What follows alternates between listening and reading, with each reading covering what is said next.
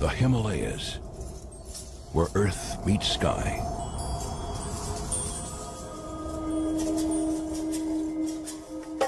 Prowling this broken landscape is one of the most rarely seen creatures on earth, the snow leopard. So elusive, only a few are privileged to catch a fleeting glimpse. Veteran filmmaker Hugh Miles and his team spent 4 years fighting freezing temperatures and dangerous altitudes.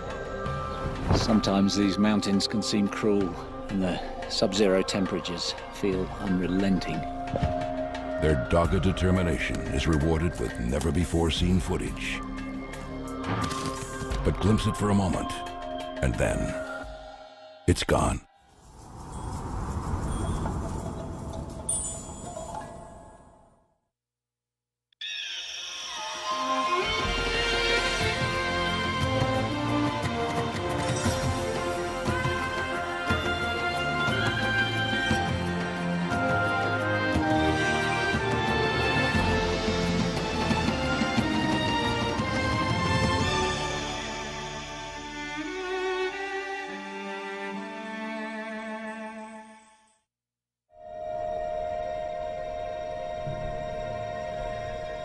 Some parts of our planet are so brutal that any creature surviving in them achieves almost mythical status. And when a creature thrives in these conditions, it becomes legendary. One such creature lives here, in the world's greatest mountain range. The highest, the most hostile, the Himalayas. Towering above India's northern borders, these unforgiving peaks are its hunting grounds. The creature is a beautiful big cat. Merely to see one is a dream, but to film one, nearly impossible. It's a wildlife filmmaker's holy grail.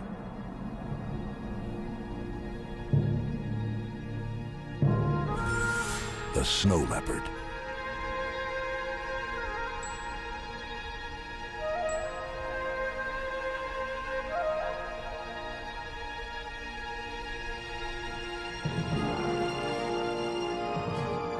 This is the story of two remarkable men who dared to think the impossible. They believed they could find and film the snow leopard up close and personal. It would take the team 4 years to conquer this Everest of the natural world. Like many mountain adventures, it was a quest that was to end in both tragedy and triumph. But all that was to come as veteran filmmaker Hugh Miles and his team headed into the mountains on their first expedition. I've wanted to make a film about snow leopards for as long as I can remember. Not just because I love cats, but because the bigger the challenge, the greater the rewards. Or so they tell me. Trouble is, I think I'm probably too old to keep climbing these precipitous mountains every day. So I hired wildlife filmmaker Mitchell Kelly to spearhead the challenge. I've been crazy about snow leopards ever since I was a young fella. They're beautiful and they're rugged and they're mysterious, and they must be perhaps the most potent emblem of wildness left on the planet. When you look at terrain like this, you realise why snow leopards are so difficult to film. But it'll be almost impossible to film them alone. So up ahead is Numgill. He's the horseman, and he lives in the village just up valley. And he's an incredible animal spotter. We also have Cheetah as the chief guide, and they've both seen snow leopards quite a few times. These local mountain people are incredible. They're tough, they're resourceful, and they have a great sense of humour. And no doubt they'll need all these qualities before we finish this film. But we need a special place as well as special people if we're to succeed. And we think we have that too.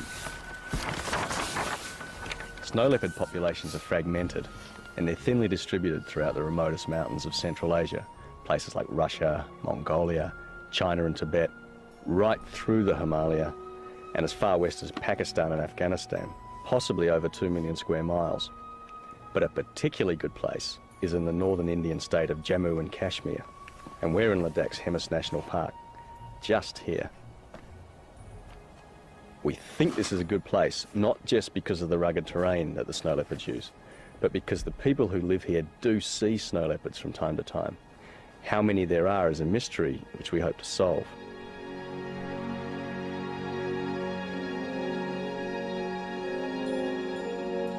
We're camping in the heart of the steepest mountains because this is supposed to be perfect snow leopard country. It's certainly tough walking country. In fact, we're probably crazy to even try to film snow leopards because they're so rare. But that's what makes them so desirable. You know they're out there, somewhere. Trying to find them becomes an obsession.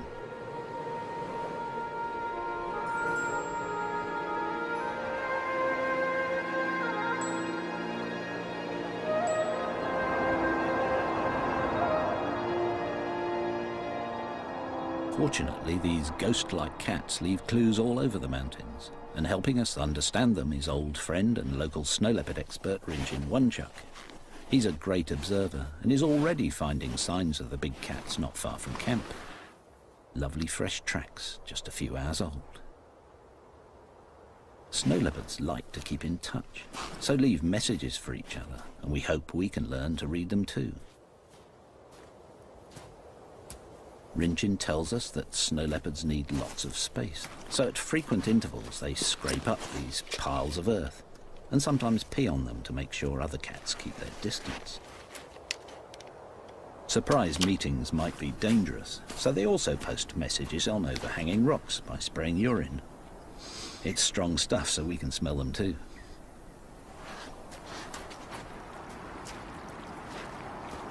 Snow leopards share these mountains with local herders, and because predators like snow leopards and Tibetan wolves occasionally kill domestic stock, the local villages are a good place for us to find out if the big cats have been seen recently.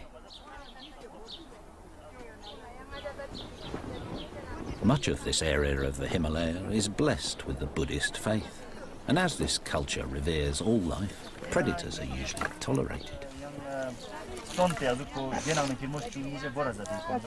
Rinjin visits these villages regularly, and as our horseman Namgel lives here, we'll always be on the local grapevine.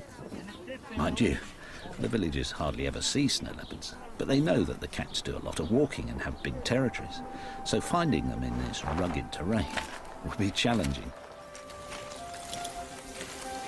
Snow leopards are only 6 to 7 feet long and really well camouflaged. And we don't even know how many there are living here. A handful at most.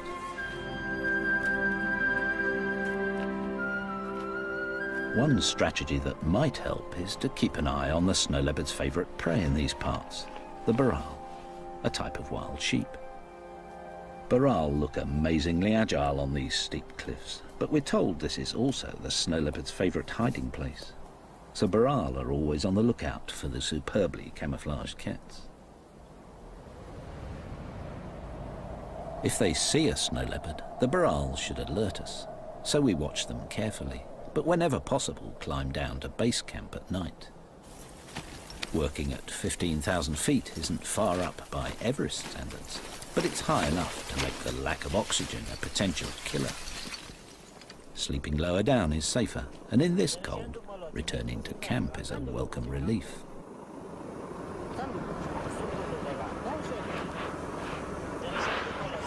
Tasty meals are supplied by our Ladakhi team, giving us all a chance to discuss our strategy. Snow's good though. Good for tracking. Yeah. It'll be worth trying. Thanks, Sam. No, it's okay. Oh, gotta get out there. The team has a plan, but after just 3 weeks, the high altitude and freezing temperatures are taking their toll. Few have come this close to finding snow leopards before, and they're discovering why.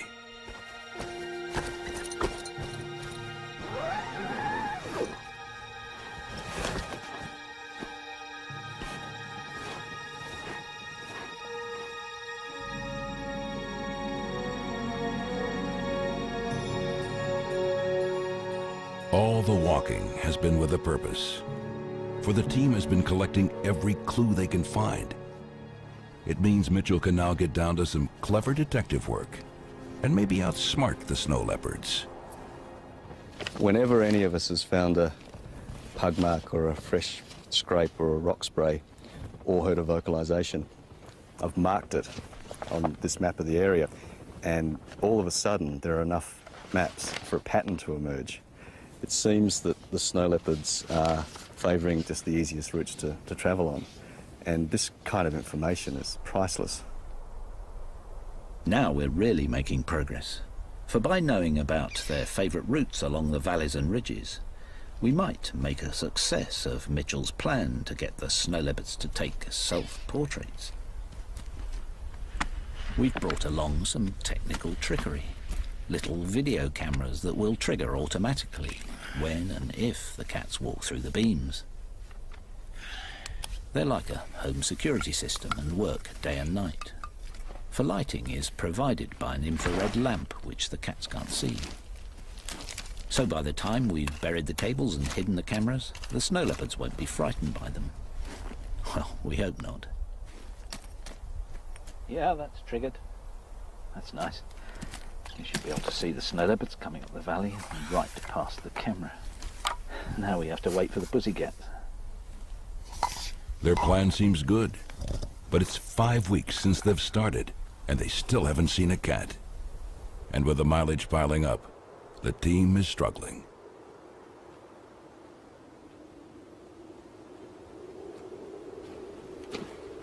We've all been walking for 13 consecutive days without exposing a single frame of film. And I guess I should be getting discouraged, but patience always was going to be a big part of making a film about snow leopards.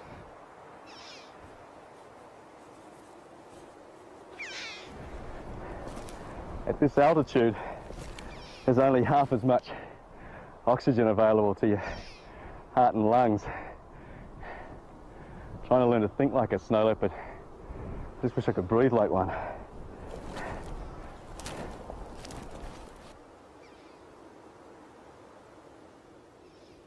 Knowing they're out there somewhere just makes the whole landscape almost vibrate with tension.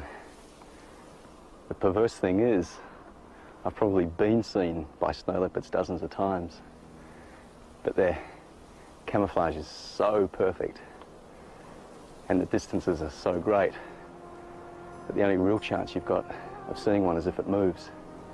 And with such a big area to scan, you just have to break it up in your mind. If it's cold, look on the sunny faces. If it's windy, look on the sheltered sides. If there are burrow grazing, look on the approaches above them. The snow leopard has to be there somewhere.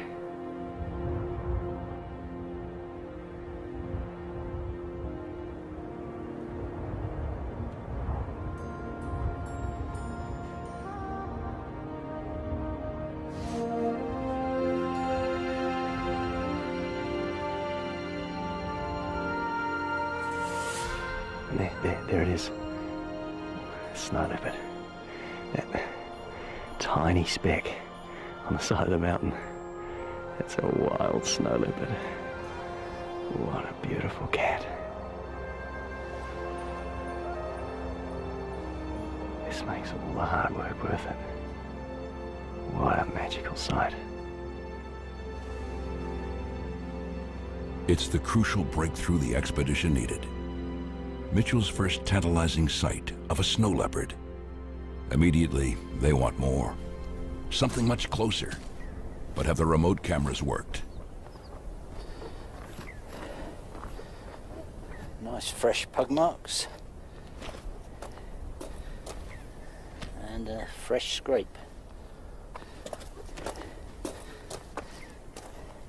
We've had so many false hopes when cats have come past and the technology's let us down, like flat batteries and digital breakup due to the cold. It's got frustrating, but rewind the tape and see whether we got lucky this time. The problem with remote cameras is that they're non-selective. And as the snow leopards share these tracks with the locals, we capture plenty of useless images. We just rewind the tapes to use them again and hope for better luck. Oh, we have got lucky. It's a snow leopard.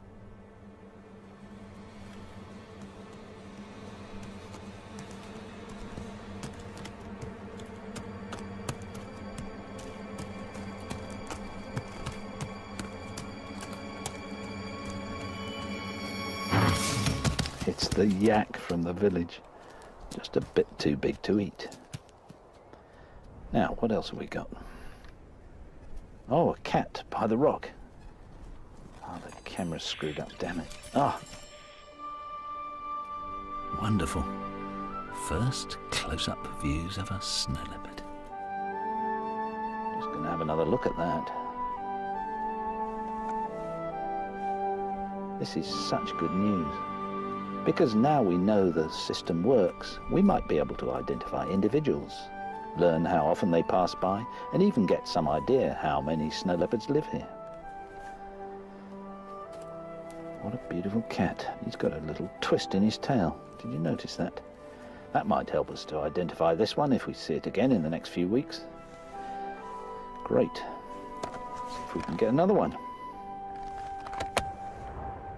Rinchen suspects that this flat rock is an important snow leopard signpost, and after a few days, we get our first hit, a chuck or partridge. And a couple of days later, this magnificent cat. And for the first time ever, a snow leopard is recorded visiting and refreshing a rock scent.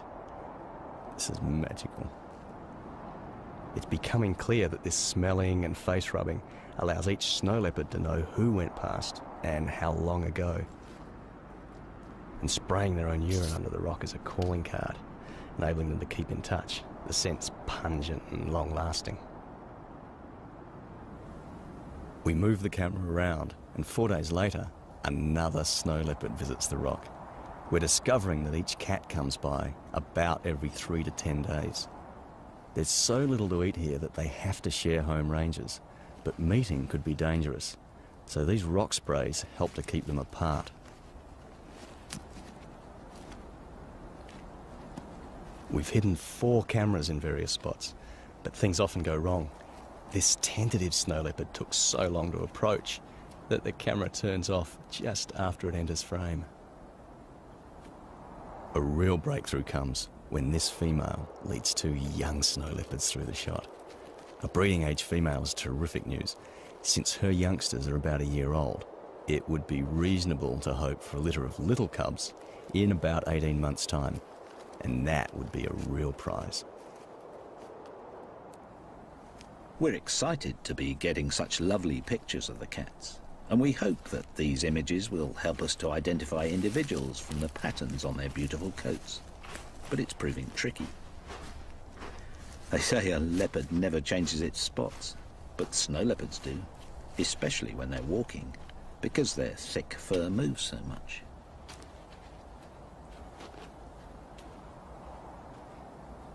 The snow leopard's coat pattern is so complex that I'm trying to sort out who's who by sketching some of the cats that I've filmed by playing back the footage on this little monitor here.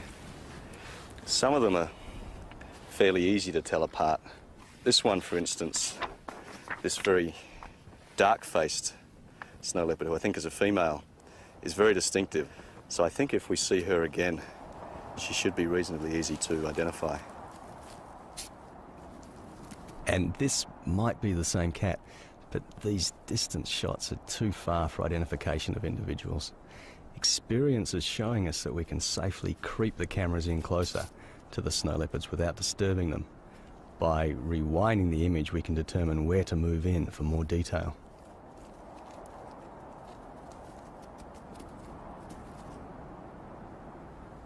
We try hard to decipher which marks separate individuals reliably.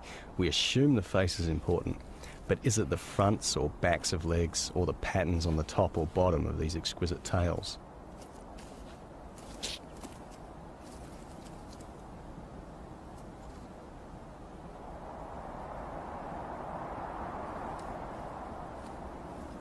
We begin to see this guy quite often, a male because of his bulk and his wide head. We hope we'll be able to recognise him if we see him again, even at a distance, because he's a slightly yellowish colour. He carries the end of his tail with a distinctive twist.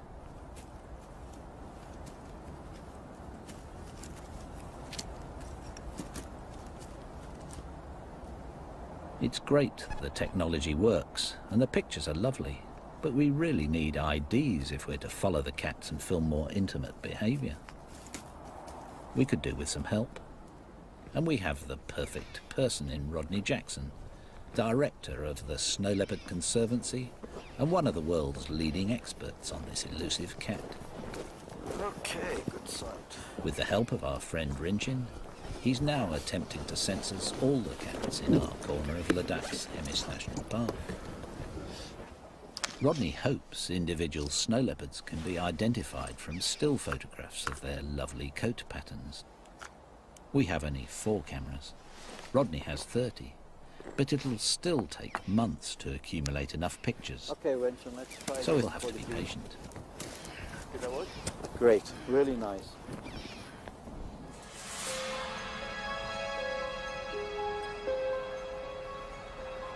Sometimes these mountains can seem cruel.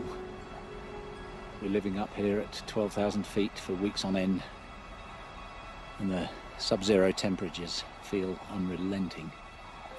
And then, every time we want to film a snow leopard, it seems to involve a really grueling climb of up to 3 hours. But the other day I was amused to see that we weren't alone in finding this place hard. I was watching a snow leopard climbing up this ridge, and it kept on having to stop to catch its breath. We know we'll need a lot of luck if we're to achieve one of our main aims, to film snow leopards hunting.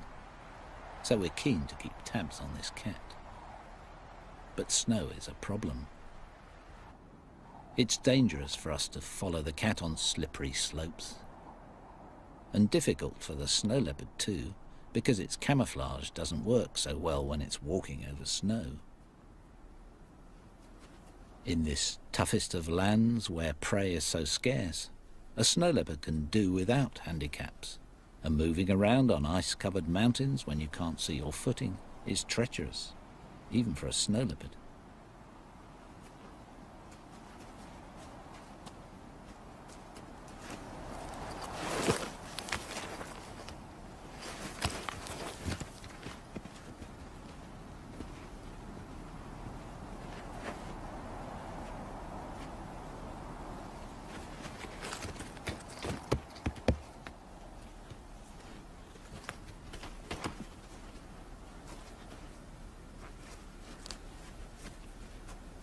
Despite the conditions, snow leopards have to keep travelling, not just to find prey, but to mark their home ranges. When it's snowed, it's easy to see how overhanging rocks provide protection for the messages left underneath by each passing cat.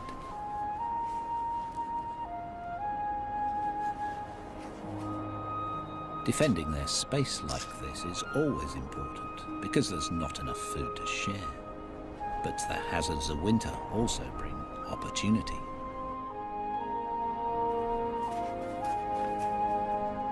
It's a big chance for Hugh and his team, too.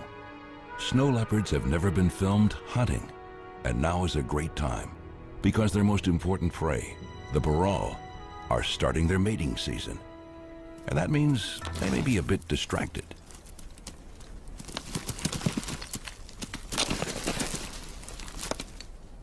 Most of the time the burrell are super vigilant, but when they're rutting like this, the burrell lose a lot of their caution. And if I was a snow leopard, I'd be watching the burrell rut very carefully.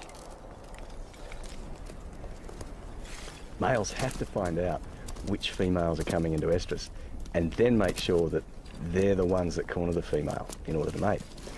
But that also means chasing off competing males.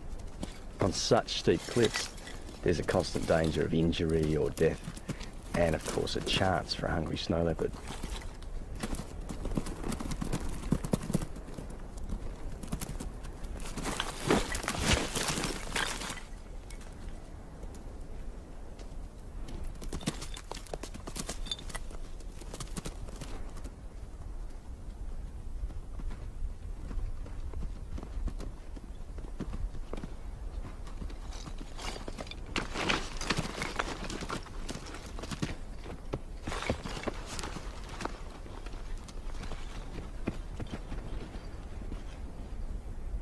After the rut, the snow leopard's chances of hunting success increase still further because the male baral are exhausted and must find food to replenish their wasted bodies. The snow leopards keep a close eye on them, but must still mark their home ranges to protect their space.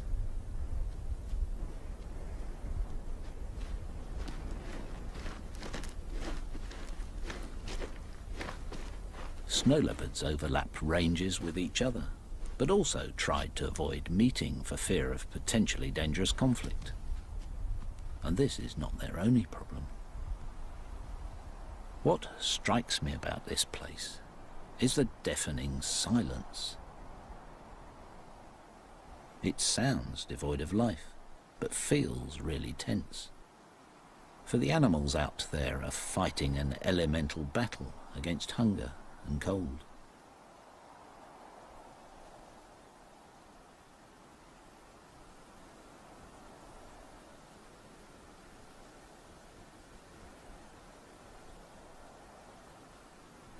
When it's so quiet, it must be tough for a snow leopard to stalk a baral. The cliffs are so steep that one carelessly placed paw could dislodge a rock and alert his prey.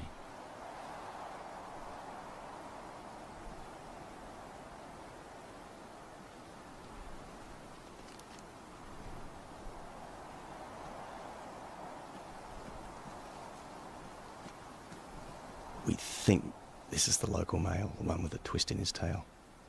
He's making good use of his superb camouflage and his great stealth.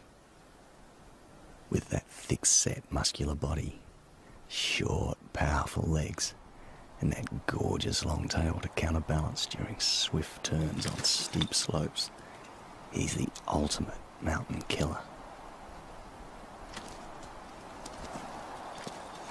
There's so little food at this time of year that the baral have to dig for roots, and with heads down like this, they're vulnerable. But the scars of a snow leopard's claws and teeth on this one's neck shows that the attacks can be shaken off.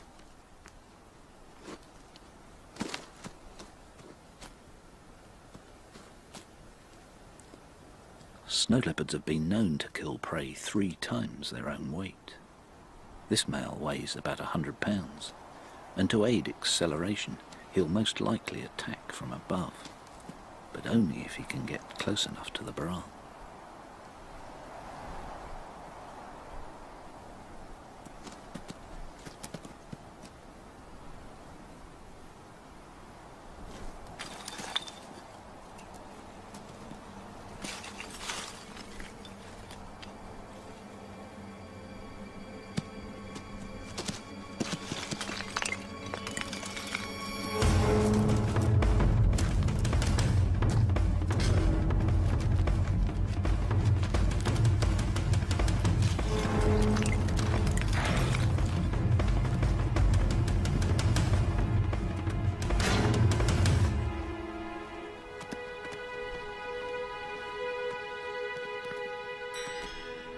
We couldn't believe our luck. We'd started out thinking we'd be lucky to even see a snow leopard, and Mitchell had just filmed the first ever shots of one hunting. It's a great step forward. We weren't the only ones to witness the hunt. We're told that Tibetan wolves are the snow leopard's main competitor, and though they also hunt baral, they're not averse to scavenging. The wolf doesn't know the snow leopard failed and will try to steal the kill it thinks is hidden somewhere nearby. Facing such a threat, snow leopards simply avoid wolves. It's easy for them to just disappear.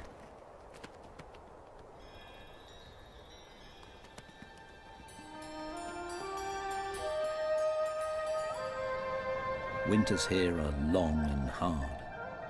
Summers all too brief. The growing season is short. The only moisture provided by melting snow and a sprinkle from India's monsoon rains. The baral climb higher, followed by snow leopards, And since one of our ambitions is to film snow leopard cubs, and they're born in the summer, Mitchell goes up searching for them. One of the best places to look for snow leopards in summer is a marmot colony. These plump rodents hibernate in burrows in winter, but as the snow melts, they emerge to become prey for snow leopards. Marmots are also a favourite prey of golden eagles. Living in a place where food is scarce, marmots make a tasty meal, so are always wary and alert. But they must eat too, for summer's new growth provides the fat to survive the long winters. They just have to risk exposure to attack.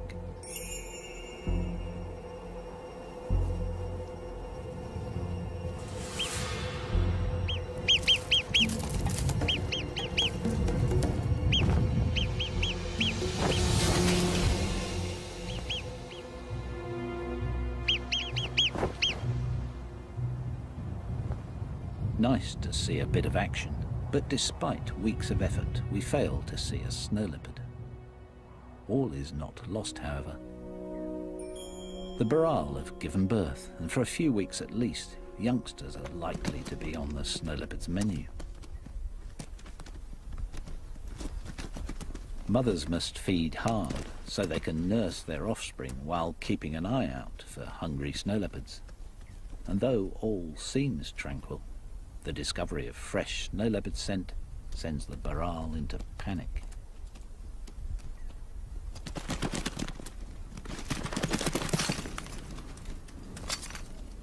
At the slightest hint of a snow leopard's presence, the youngsters are programmed by evolution to run for cover on the cliffs. Even if this is where the snow leopards would most likely be hiding. But if they are, we aren't seeing them.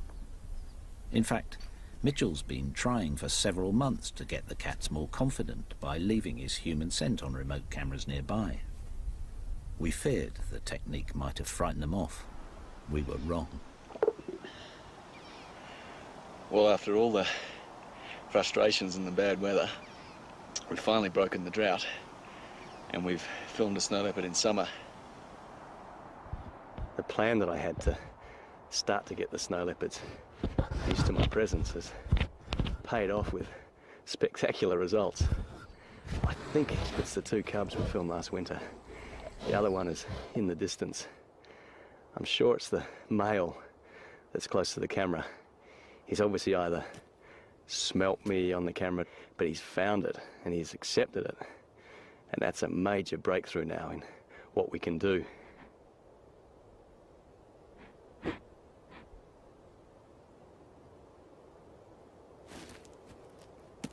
This young male's a magnificent young snow leopard. He's got so much spunk. I've got to rewind this and look at this again, because this interaction with the camera is gorgeous.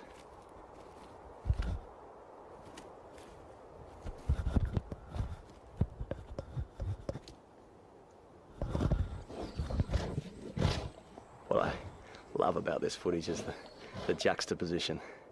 You've got a snow leopard, which is about as wild as you can be and still be on planet Earth, batting around the very latest in surveillance technology, like it was just an old dead hare. It's just wonderful.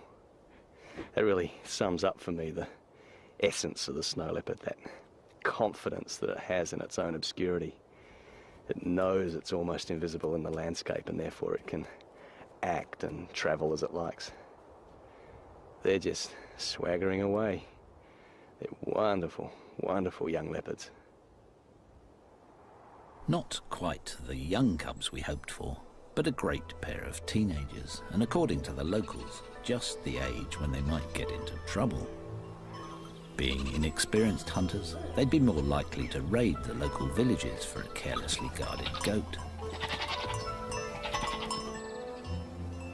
In virtually every part of the snow leopard's range, the big cats share the meagre resources with people, and the relationship is tense.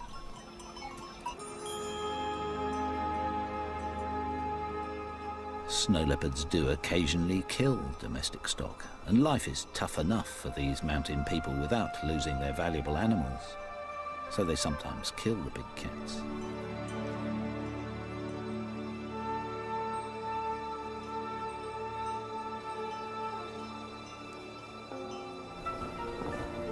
Fortunately, Buddhism's reverence for life helps to protect snow leopards in these parts most of the time, but not in many areas, and the killing of cats for Eastern medicine and their beautiful coats continues.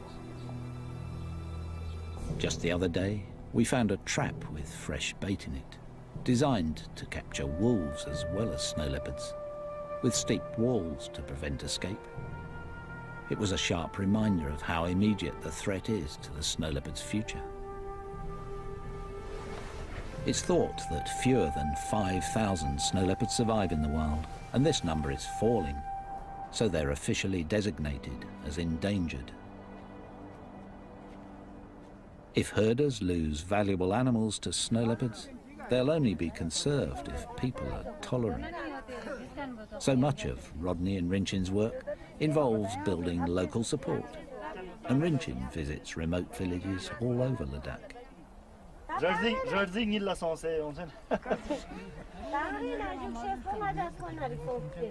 He listens to their problems and encourages careful management of sparse grazing.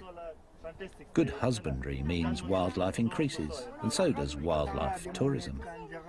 This provides the villagers with alternative income, which takes the pressure off predators. If poaching is to be detected and stopped, it'll be vital to identify individual snow leopards in the population. That's one of Rodney and Rinchin's goals with their camera traps, and it's our hope that the information they've been collecting will help us track the leopards and film their most intimate behaviour.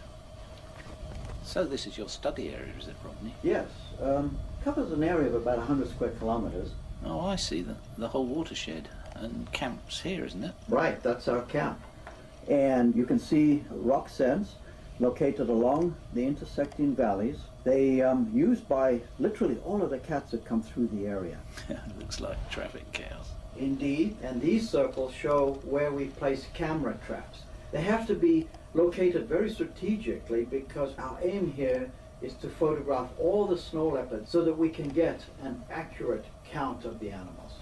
And how many different cats have you identified? To date, we've identified 5 resident cats and maybe another 2 to 3 transient animals. Great pictures. These are the movements of the resident male. One day he walked 3 kilometers in just 2 hours. Goodness, impressive. We call him Mikmar, Ladakhi for red eye, from the fact that he has a scar above his right eye, probably inflicted by another male. A twist in his tail. We photographed him a lot. That's great. He patrols all this area. Oh, right. We got these 2 shots the other night, Mikmar following a female. Smashing. It's a sure sign that the mating season is upon us. Filming mating would be an amazing thing to achieve, though no doubt impossible, because no one's ever even seen it before. Now Rodney's confirmed that Mikmar is the territory-holding male, it's no wonder he patrols around and marks so often, especially as this is now the mating season. Rodney says that from early January to mid-March, Mikmar will increase his marking activity 3 to 5 times. He wants to make sure that he is the one to mate with any passing females.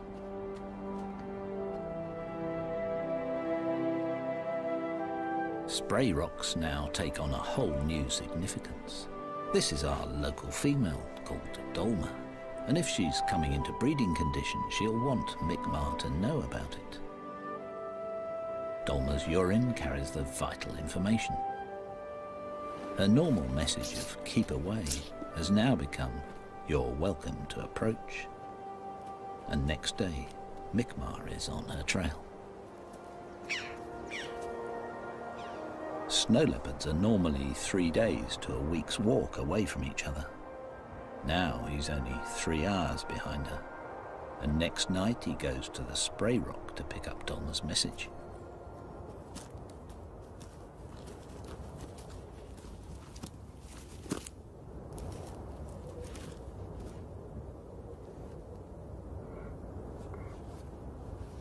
Her perfume has really impressed him.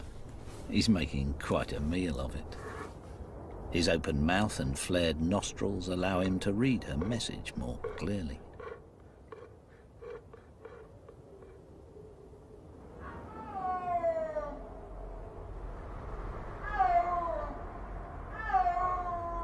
That's a snow leopard calling. We think it's our dark-faced female, Dolma.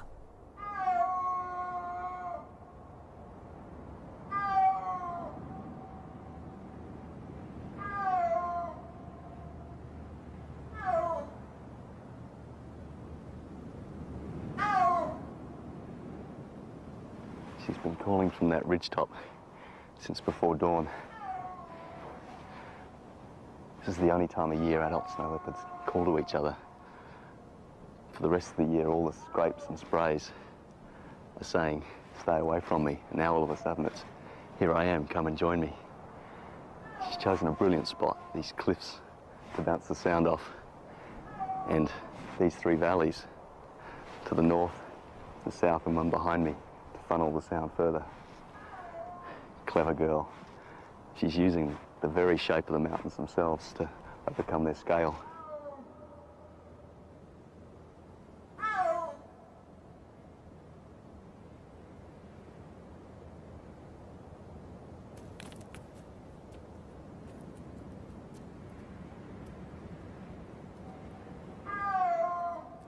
This is definitely Mi'kmaq orbiting around her.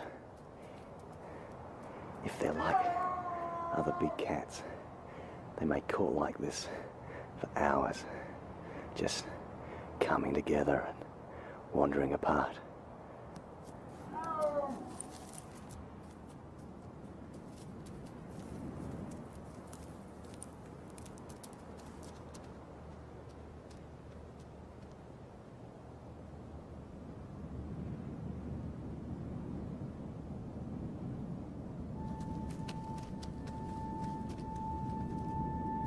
No one's ever seen a wild mating before, so I just don't know what to expect.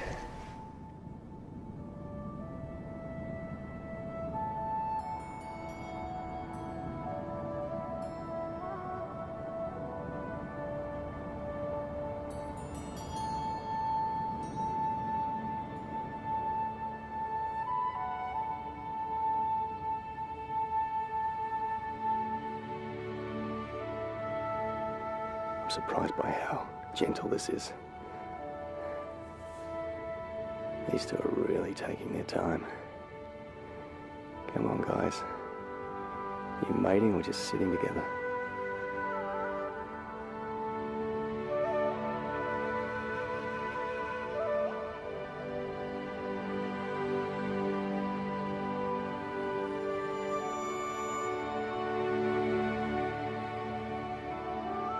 Now that's definitely mating.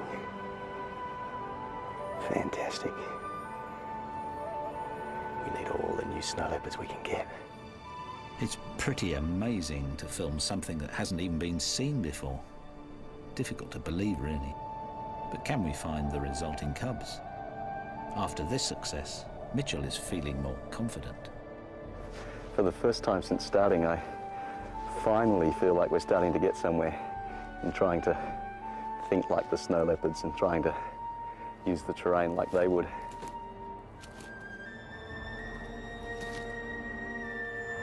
There's still a long way to go, but it feels good high up on these ridge trails, travelling and resting where the snow leopards do. But we're still behind the snow leopards, only anticipating their actions as tiny percentages of the time. The only thing to do, I think, is keep walking and keep looking. Climbing to high altitude can be dangerous, and Mitchell has already suffered from some alarming headaches. But with the promise of young cubs on the horizon, the team has new energy and determination. We'd failed to find cubs in 3 years of searching, but after witnessing the mating, Mitchell is back for a final summer attempt. Camping high at 15,000 feet, he plans to stake out Baral herds in the hope Dolma and her cubs will show up. Finding the burrell herds is easy as usual, but there's no sign of snow leopards. And all day I'm stalked by a biting headache. I become disoriented, and by the next morning I'm staggering and vomiting. I just can't believe that after all these years, the high altitude is suddenly affecting me. By the next day I can't even stand and I'm coughing up froth. I hallucinate and twice lose consciousness as Numgill brings me down to base camp on the back of his yak.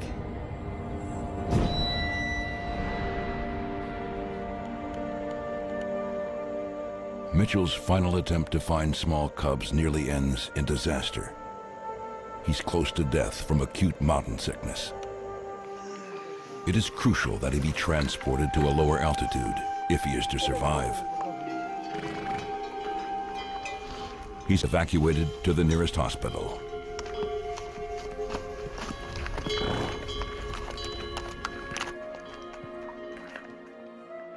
Mitchell has shot so much remarkable film that his departure is a big loss. But we're still hoping to find Mi'kmaq and Dolmar's little cubs and film a cat on a kill. So we start our 4th winter in the mountains with clear goals.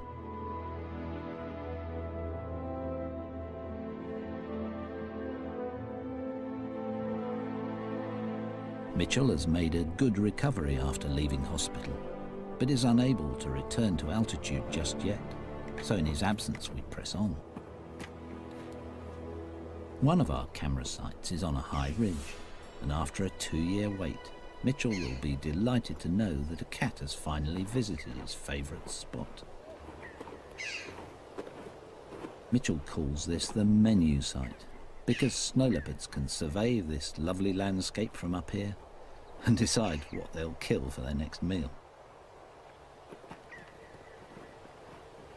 We're still determined to film those little cubs, or even a snow leopard feeding on a kill, and fresh snowfall is giving us a head start. We find Mi'kmaq out patrolling his territory.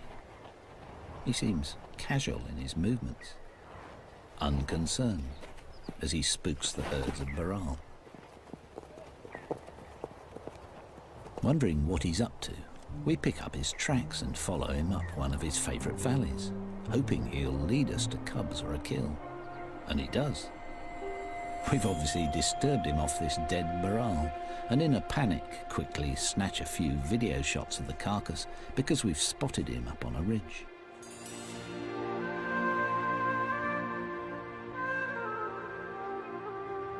Hopefully he'll return to the kill, so we set up a hide and wait all night.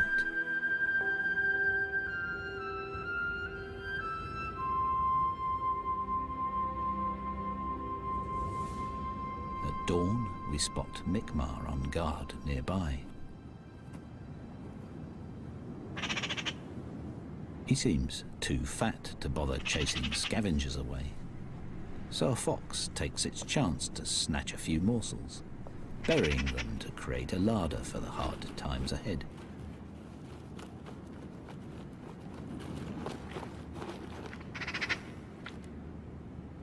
Within an hour, Mi'kmaq is back. The life of a top predator is one of feast or famine. This is a feast.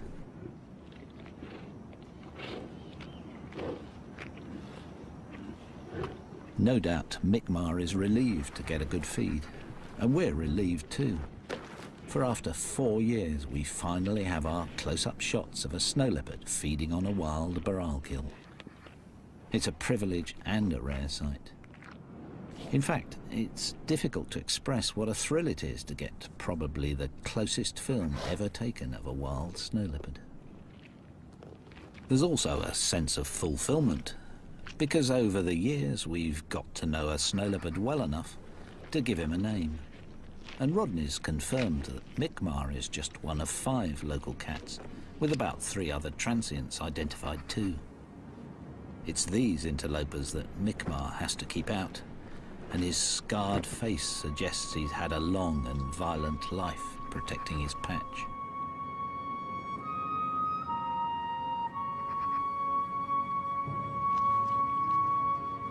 After analysing all our video images, we've discovered that when we first started filming 4 years ago, our first close shots were of this cat. It's nice to know that Mi'kmaq and the team go back a long way.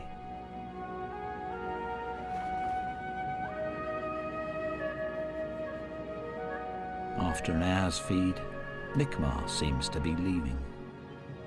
Possibly a happy cat, certainly a fat cat, but he can't resist a final accusing look at our lens.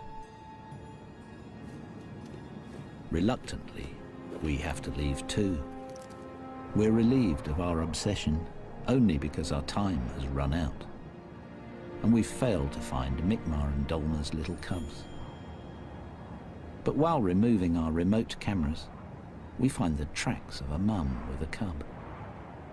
We leave the cameras out, hoping we'll finally get lucky. And after a couple of days, we film what looks like Dolma. But the camera timer that limits the length of shot lets us down, and we don't see a cub. We think our last chance is gone. But next day, Mum comes into shot again, followed by a long pause.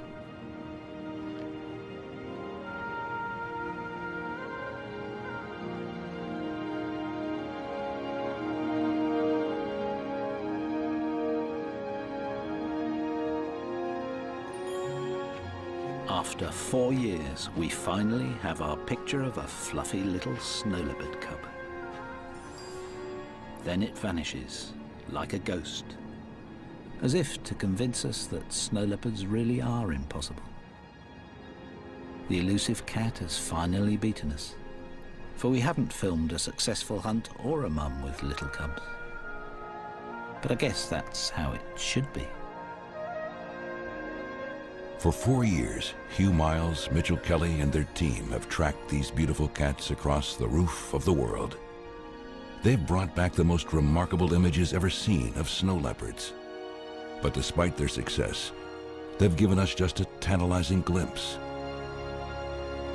Protected by this fortress of mountains, the snow leopard's veil of secrecy still remains, and much of their elusive lives continues to be a mystery.